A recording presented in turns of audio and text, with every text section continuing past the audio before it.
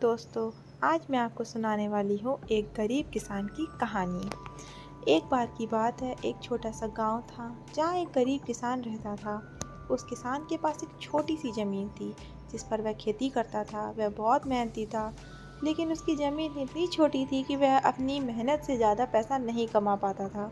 एक दिन किसान अपनी ज़मीन पर काम कर रहा था जब उसने देखा कि उसकी गाय ने एक बछड़ा दिया है। किसान बहुत खुश हुआ क्योंकि वह जानता था कि यह बछड़ा उसकी आय का एक अच्छा स्रोत होगा। कुछ साल बाद बछड़ा एक बड़ा और मजबूत बैल बन गया।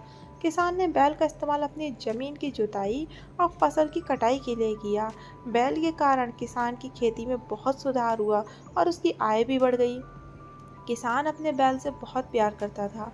वह उसे रोजाना नहलाता, खिलाता पिलाता और उसकी देखभाल करता था। एक दिन किसान बैल को चराने के लिए जंगल में ले गया। जंगल में एक नदी थी। किसान ने बैल को नदी के किनारे बांध दिया और पानी पीने चला गया। किसान जब वापस आया तो उसने देखा कि बैल नदी में गिर गया है। किसान बहुत घबरा गया और उसने बैल को बचाने की कोशिश करी, लेकिन बैल बहुत भारी था और किसान उसे अकेले नहीं बचा सकता था। किसान ने मदद के लिए चिल्लाना शुरू किया। कुछ ही देर में कुछ लोग जंगल से निकले और किसान की मदद करने लगे। उन्होंने मिलकर बैल को नदी से बाहर निकाला। किसान उन लोगों का धन्यवाद देने लगा। उन लोगों ने कहा, हमें धन्यवाद देने की जरूरत नहीं है, हमने तो बस अपना कर्तव्य निभाया है।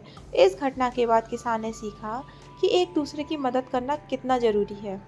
उसने यह भी सीखा कि जब किसी को मदद की ज़रूरत हो तो हमें बिना किसी स्वार्थ के उसकी मदद करनी चाहिए।